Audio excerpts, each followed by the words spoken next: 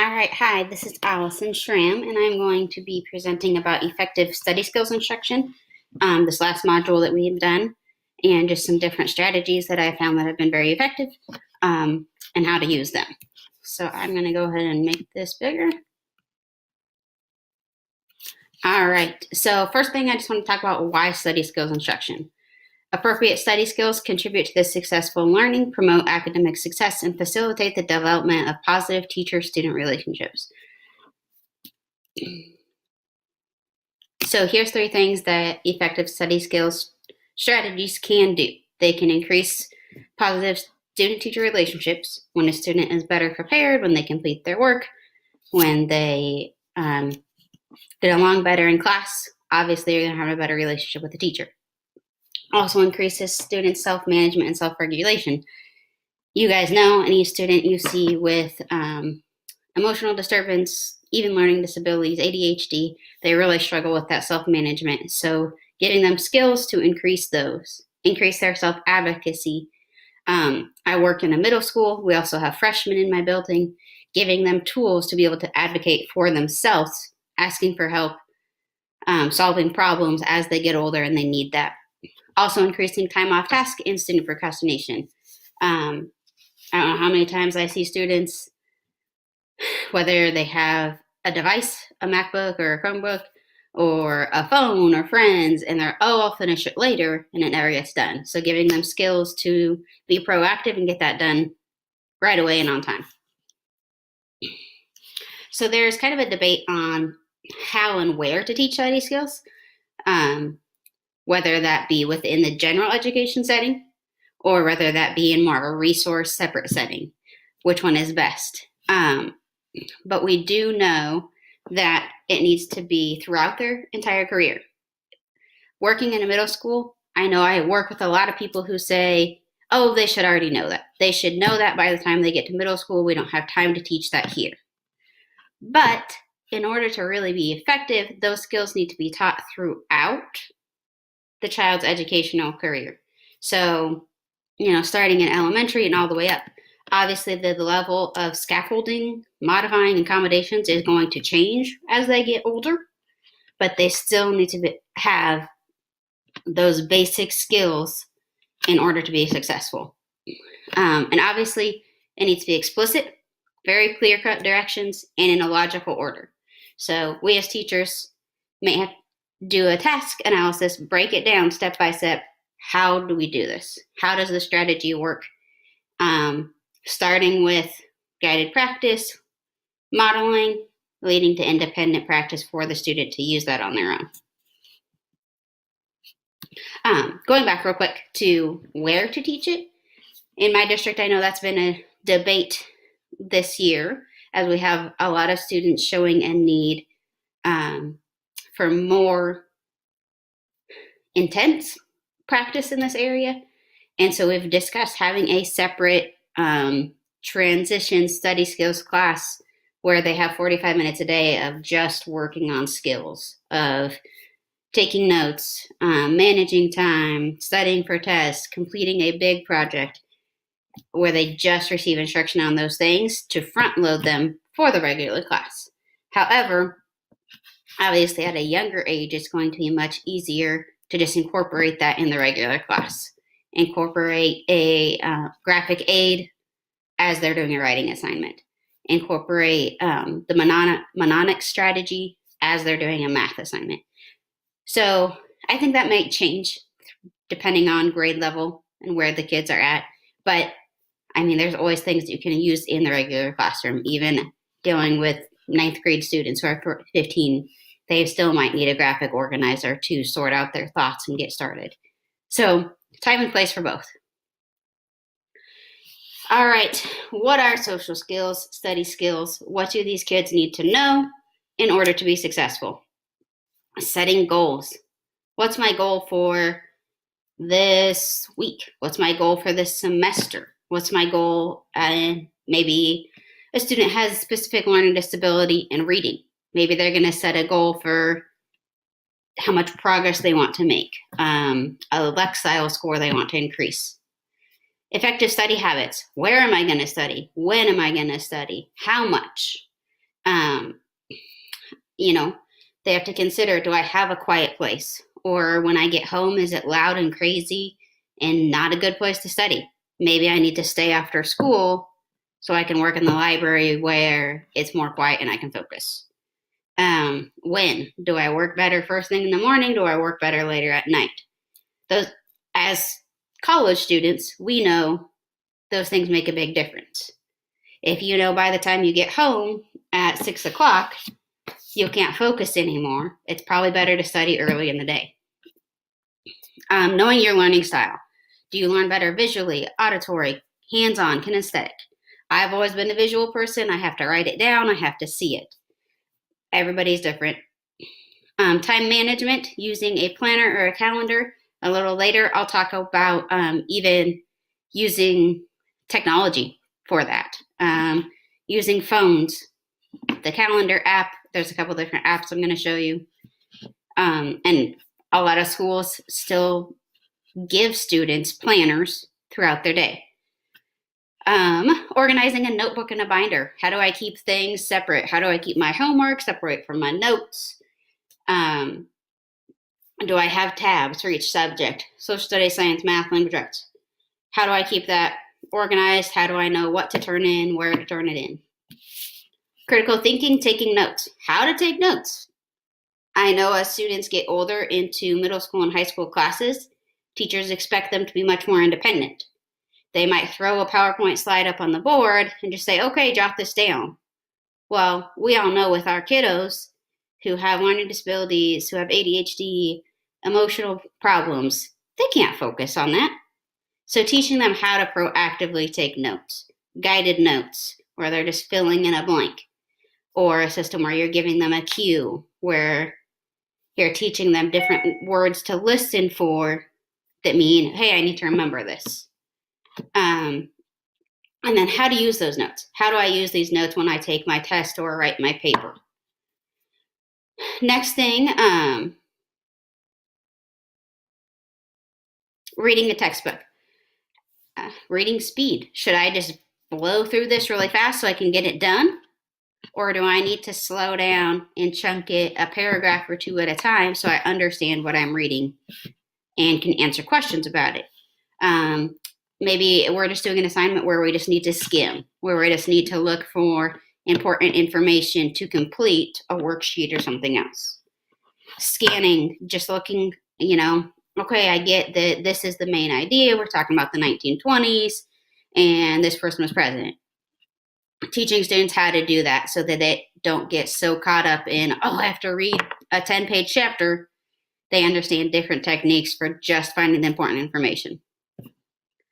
Memorization, how to effectively memorize material, whether it's, this is where those mnemonics come into play. Off the top of my head, I'm thinking in math, I always learned PEMDAS, parentheses, exponents, multiply, divide, add, subtract. That was my aid of, okay, this is how I know the steps of solving this problem. Different strategies for memorizing if they have a test. Vocab words, that kind of thing, how to memorize them. Maybe it's a little song where different words rhyme type thing. Also test taking, true and false. How do I figure out those questions? Multiple choice.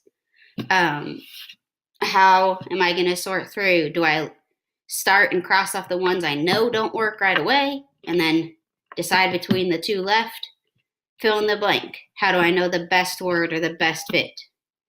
Looking for keywords, context clues, and writing essays, especially older students are going to have more long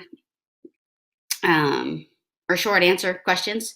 So how do you write those? How can I look back on the test and maybe find previous information to help me fill out that essay? So these are all different things that students are going to need.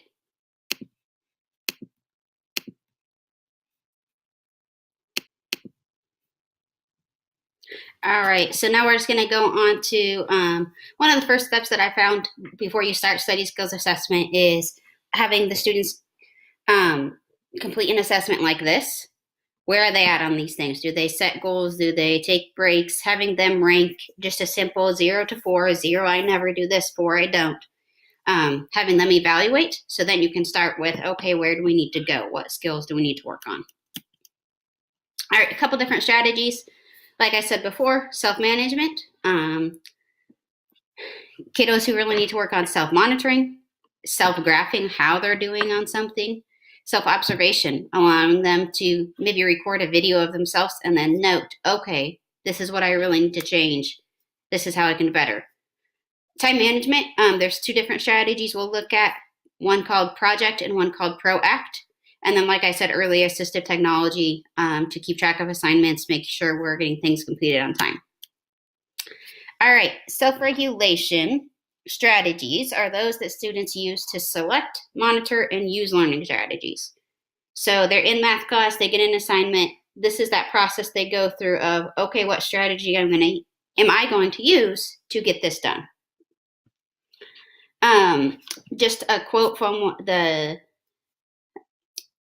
IRIS module that we did this week. In a review of 23 studies involving self-monitoring strategies, students with LD suggest that these strategies are effective for increasing on-task behaviors and academic productivity. So here you just see self-management includes all of these things over here. It is a set of procedures that students can be taught to apply to their own behaviors and how to change them. They're taught to observe, assess, and modify their own behavior. All right, so now we get down to how do we do it? First, after we've done that self-assessment, we choose what behavior are we targeting. Identify, clearly describe the behavior. As you can see over here, this was a graphic chart that I found from one of the studies I researched, where her task was raising quiet hand during math. So that was her behavior, raising quiet hand. And then choosing a data collection system. Will this be self-observation or self-recording? This top one here is self-recording. So during, it looked like a 30-minute block of math, this student just wrote tallies every time they raised their hand. So having the student document every time they do something. Down here, kind of the same thing. Writing a tally each time they raise their hand. But however, this one has a goal. They have said, they described the behavior and they said, I want to do this 10 times during math class, during math hour. So setting a goal as well is helpful in that. All right, let's go to the next one.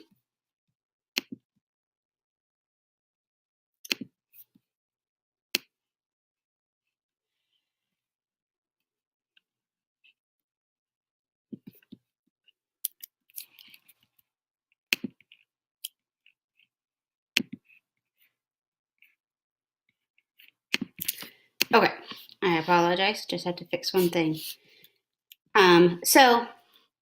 And then over here on this side, you can just see different strategies for each area. Self-monitoring, making the form, choosing the cue. How is the student going to know this is what I need to document? This is what I need to write down. As you can see on the form on top, they had a buzz. So the student had a timer or a buzzer that went off every 5 minutes. And as soon as that timer buzzed, they would mark, yes, I'm on task, or no, I'm not. Obviously, there would be several days, several check-ins of teaching it to the student so they knew what to do, and then checking in with the student. Once you know that student can maintain and has been doing that well, you can start fading that system. Maybe taking away the buzzer, maybe working for longer periods of time, so it's more independent. Goal setting on the bottom, writing out a goal, the steps, and how I meet my goal. Over here, you'll want to establish a baseline. So maybe that's just as a teacher going in one day while they're on reading and just observing. And maybe they're reading a passage for fluency, marking down, okay, they read 70% of this passage fluently. We want to get that up to 80. So they will set that goal choose the steps and then the criterion. This is where I want it to be. And then make a plan for that. And then reinforce that completion. Daily monitoring, watching their progress. Self-instruction, defining the task, like we saw in the previous slide, teaching the system and then reinforcing. So back here, say on the top form, their goal is 5 times.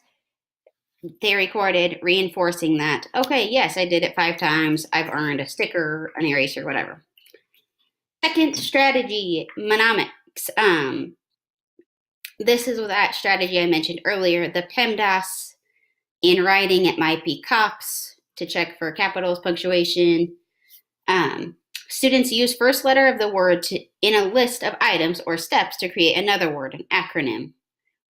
These strategies are especially beneficial when students need to recall lists of information, again, helping with memorization. Research indicates that these strategies are highly effective for students with LD learning disabilities. They also revealed mnemonic strategies are effective across grade levels, so not just elementary, disability categories, content areas, and learning setting. So this is the project strategy that I researched. This would be for secondary students because they're going to be doing more group work, bigger projects. First step, preview the task, rough out a plan, organize tasks and resource, jot down job assignments. So this in particular strategy was for group work, assigning different things to each student, examining obstacles and strategies, committing to goals, and then targeting a timeline. We want to have step 1 and 2 done by Monday, step 3 and 4 Tuesday, setting a timeline. So this form you see on the side was just an example. They have their topic at the top, they have the why, what, who, how, and then a plan for investigating, checking with different people, library books, and then a plan for presenting. Whistle stop 1, and the things they're going to do at each stop. So just a plan for students to kind of write things out and a mnemonic to help them remember. Okay, we're on organizing. What do we need to do? So graphic organizers and visual aids are very helpful to help students plan things out. This is just another example. They have the O for organized here. They listed out their resources and then broke it down to tasks. They jotted down the assignments. Karen was doing this, Ed was doing this. They broke it down even further. And then I like this step because they talked about obstacles. What do we do if we run into something hard? I can't get a camera. What else can I do? I can't find enough information. What else? Because I see that every day working with students at the middle school level. They run into a problem and maybe they just sit there and don't do anything. They don't move on. They don't make progress. But I really like that this helps them think ahead so they can problem solve and say, okay, this is what I'll do instead. I really like this as well. It's a commitment or a contract for students that they can do with their group and with a teacher. So creating a contract with students increases accountability and engagement. You can target different social skills or study skills in this process, which would be very helpful for students with emotional and behavioral disabilities. It holds them to a higher standard, a high quality project, not something just thrown together, being neat, doing my best. And down here is more of those social skills, listening without interrupting, giving iMessages if there's a problem.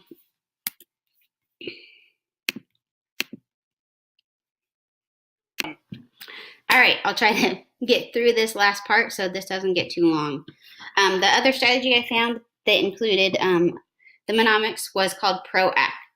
Very, very good for our high school older students. I don't know how many times I've seen kids who just sit there and stare at the wall or their computer instead of asking for help or solving problems. So this is definitely a self-advocacy problem solving strategy. The act of anticipating the problem can result in avoiding the problem altogether, which is what I see a lot. If the problem does occur with a strategy like this, they will have a way to solve it. So this creates the development of a proactive classroom and instruction and assertive skills with strategy instruction. So the P is plan. Make a list of your strengths, what's happening, what needs to happen instead. Rehearse the problem. Maybe explaining to your teacher, hey, it's really hard for me to concentrate with lots of noise. My disability makes it hard to take notes. Organize evidence of disability.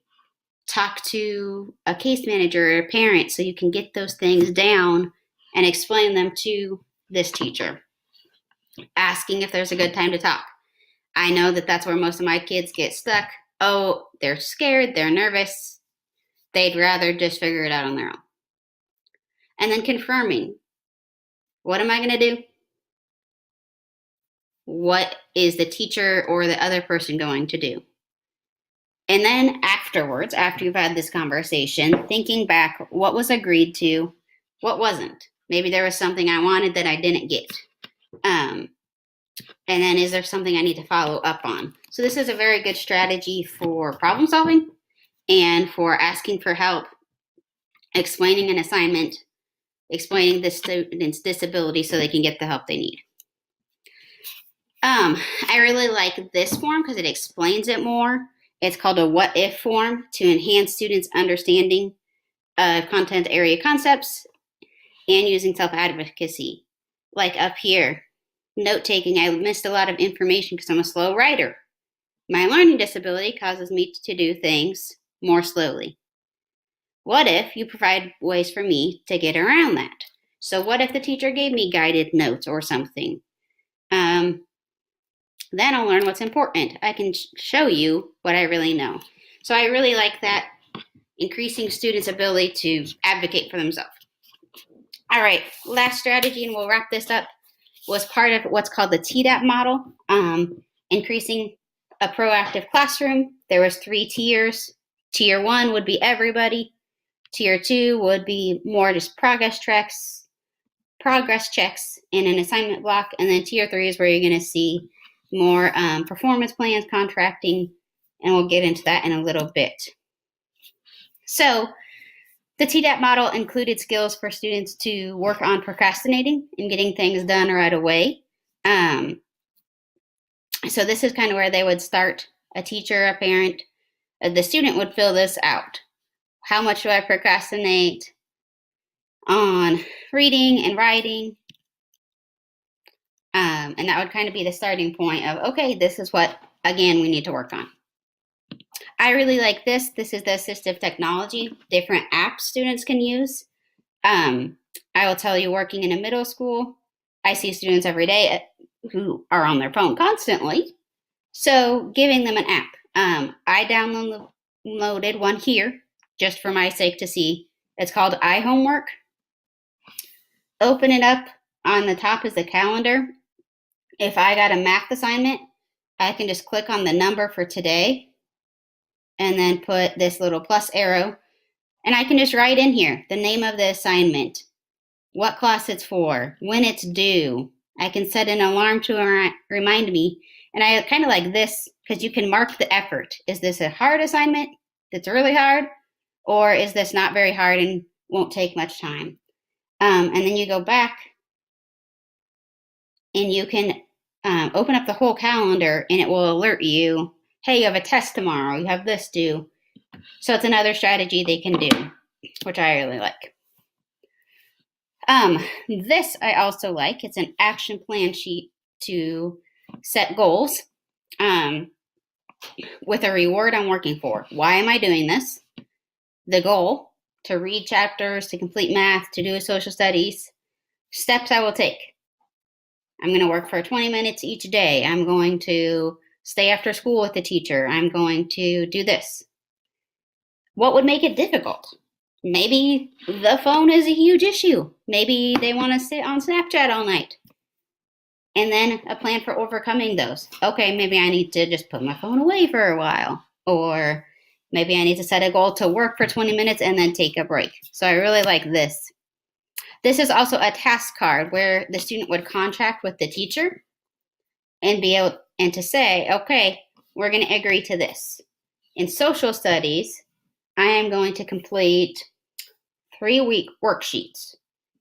And then by the end of the class or the end of the week, they have to say how much they got done and then how much of their reward they earned and when they're going to get that. And then I like this because it has follow-up for the next appointment with the teacher. One thing I just wanted to include about guided notes, especially in secondary grades. These are just kind of the steps for how to do it. I have students who use these every day, so they're very helpful. They can easily fit in a general education setting and go right along with core classes. So obviously, the teacher is just going to have the notes they're using for every student. They're going to go through there. They're going to review and highlight the information that students have to write down or the important stuff.